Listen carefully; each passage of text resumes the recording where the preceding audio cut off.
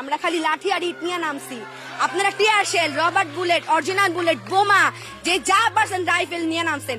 আমাদের হাতে যদি অস্ত্র ওঠে আপনারা কি বাঁচবেন? 8 বছর প্রবাসে থাকা রেমিটেন্স যোদ্ধা এক পিতার সামনে দেওয়া হলো তার সেই ছেলের মৃতদেহ। ছেলের মাথায় গুলি চালানো হয়, যেখানে কপালে গুলি লেগে মাথার সামনে থেকে সেই গুলি প্রবেশ করে পিছন সাইড দিয়ে সেই গুলি বের হয়ে যায়। সেই স্বামীর মৃত্যুর কথা সইতে না পেরে সেই স্ত্রী যে নাকি ফ্যানের সাথে গলায় দড়ি দিয়ে আত্মহত্যা করেছে। দুইটি পরিবার যেভাবে হাহাকার, আপনাদের সামনে সেই পিতার কথা শোনাবো। রেমিটেন্স যোদ্ধা এক প্রবাসী সেই প্রবাস থেকে এসে দেখতে পেল তার সেই ছেলের মৃতদেহ। আন্দোলনে অংশগ্রহণ না করলেও পুলিশের নির্বিচারে গুলিতে যেভাবে ছেলের মৃত্যুর বিষয় নিয়ে বর্ণনা প্রদান করেছে সেই প্রবাসী। বাসায় ছিল দিনে 3টা পর্যন্ত, আমার ছেলে পানি দিত, ফিল্টারের পানি দোকানে দোকানে। 3টা বাজে একটা ফোন আসছে, তাকে ফোন দিয়েছে দোকানে পানি লাগবে, 10টা পানি নিয়ে এসে যাইতে আছে, 7টা পানি দিছে আর 3টা পানি দিব। এমন অবস্থায় দোকানের সামনে main road, Rayerbagh main road থেকে মিনিমাম 500 মিটার ভিতরে হবে ওই দোকানটা। ওই দোকানের সামনে আমার ছেলে খারাপ, পুলিশ যায় আন্দাগুন্দা গুলি করছে, অনেক বাসার কাছের গ্লাসও গুলি লাগছে, ওয়ালে গুলি লাগছে। তো আমার ছেলেটা ওই দোকানের সামনে খারাপ ছিল, আমার ছেলের এই কপালের এই জায়গাতে গুলি ঢুকে এদিক দিয়ে বের হয়ে গেছে। ওকে তারপরে ওর কিছু লোকজন আসছিল, ছেলে মিলে ওকে কোলো করে প্রথম মাউতেল একটা হসপিটাল নিচে রাখে নেয়। তারপরে বহুত কষ্টে, গাড়িগুলি চলে না, পুরো গ্যামজাম, যে ঢাকা মেডিকেল নিয়ে আসছে। ঢাকা মেডিকেল নিয়ে আসার পরে তাকে মৃত ঘোষণা করছে। তো আমি নেটের সমস্যা, পুরো ইন্টারনেট বন্ধ করে দিয়েছি, আমি ফ্যামিলির সাথে কোনো যোগাযোগ করতে পারতেছি না। শুধু শনিবার দিন বাংলাদেশ টাইম রাত 10টা, আমার ওইখানের টাইম সন্ধ্যা 6টা, ওই টাইমে আমি শুধু 20 সেকেন্ডের মতো শুনতে পাচ্ছি জিসানের মাথায় গুলি লাগছে, জিসান ঢাকা মেডিকেলে মারা গেছে। আমার ওয়াইফ আমাকে ফোন করছে, এর আগে কয়েকবার ফোন করছে, আমি কিছুই বুঝিনি। এই অবস্থায় আমি শুনে আমি পুরো অজ্ঞান হয়ে গেছি। আমাকে আমার কোম্পানির লোকজন মাথায় পানি টানি দিয়ে রাতটা আমাকে রাখছে। পরের দিন আমি ইমার্জেন্সি একটা টিকিট কেটে ফ্লাই দুবাই টু এমিরাতে আমি বাংলাদেশের উদ্দেশ্যে রওনা হই। কিন্তু তারপরেও অনেক কষ্ট হয়, দুবাই এয়ারপোর্টে আসার পরে ফ্লাইট ক্যান্সেল, অনেক কষ্ট হয়েছে আমার। তারপরে আসছি, আমি ছেলে মারা গেছে শনিবারে, আমি আসছি সোমবারে। আমার ছেলে মারা গেছে সম্ভবত 20 তারিখ, আমি গেছি, যাই দেখি আমার ছেলের ডেড বডি গাড়িতে রাখা আছে ফ্রিজে। তা আমি দেখে, আমি তো ওইখানে অজ্ঞান, রায়েরবাগে আমার বাসার সামনে গাড়িতে রাখছে। তা আমি একজন প্রবাসী, আমি শোনার পরে আসলে আমার একটাই সন্তান, আমার 2টে মেয়ে, একটা সন্তান, আমার এই ছেলেটার উপরে আমার অনেক ভরসা ছিল। আমি বিদেশ নেওয়ার জন্য অনেক চেষ্টা করছি, কিন্তু চাই নাই। আমি আসার পর আমার ছেলের লাশ দেখে আমি অসুস্থ হয়ে গেছি, দাফন টাফন করছি।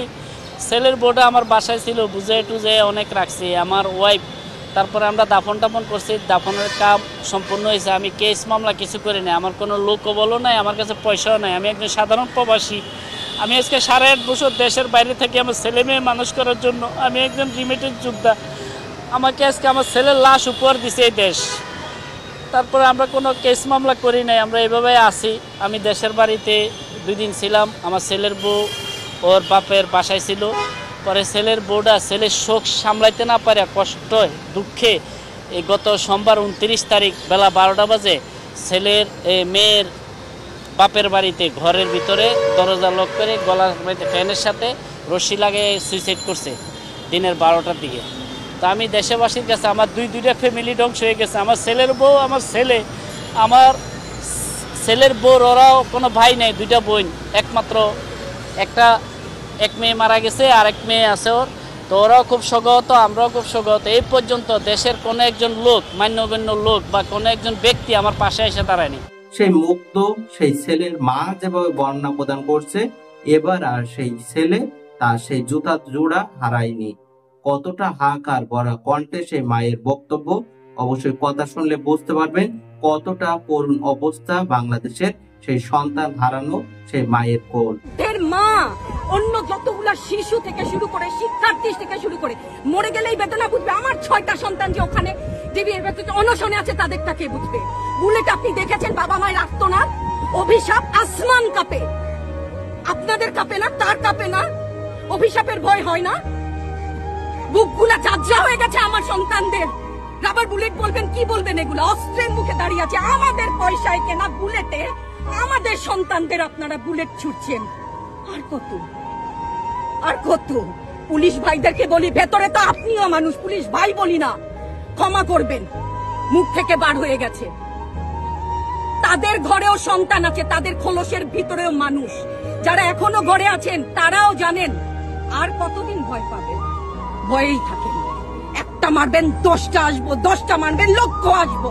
সারা দেশের মানুষ, মা বাপ সব একসাথে দাঁড়াবে। বলছি বাবা, জুতাটা হারাইস না। আমার ছেলে জুতা এবার হারায়নি।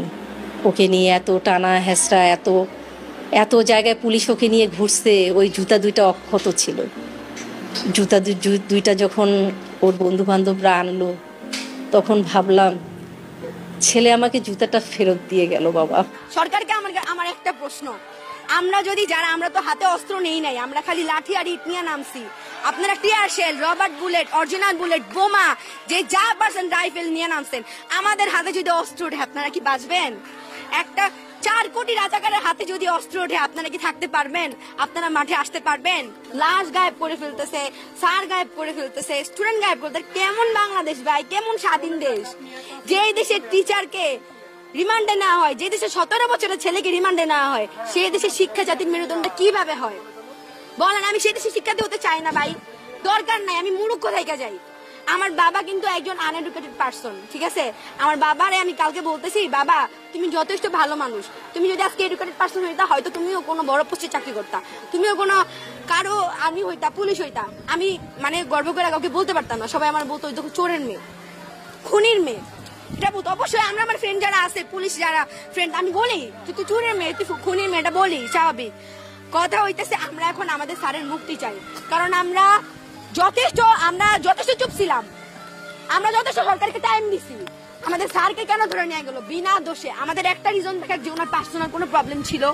আমরা আসিফ নজরুল স্যারকে জিজ্ঞেস করলাম, উনি বলে ওনার তো কোনো, এটা বলছে, এটা বেশি কষ্ট লাগছে যে এখন তো আসিফ মাহতাব স্যার টিচার না মানে উনি আমার একটা মানুষ আমাকে এটা বলতে শিখাইছে। মানে বাংলাদেশে হাজার হাজার সেই সন্তান যেখানে হত্যার শিকার, পুলিশের নির্বিচারে গুলি, সেই বৈষম্য বিরোধী ছাত্র আন্দোলন, সেখানে নিজেদের অধিকার আদায়ের জন্য স্বাধীন একটি দেশে যেভাবে আন্দোলন করলে পুলিশ নির্বিচারে যেভাবে গুলি চালায়, সেখানে বিভিন্নভাবে উঠে আসে সামাজিক যোগাযোগ মাধ্যমে ইন্টারনেট বন্ধ করে দিয়ে প্রবাসীদের সাথে পরিবার বিচ্ছিন্ন হয়ে গেলেও সেখানে প্রবাসীর মোবাইলে ফোন যায় তার সেই সন্তান যে নাকি পুলিশের গুলিতে মৃত্যুবরণ করেছে।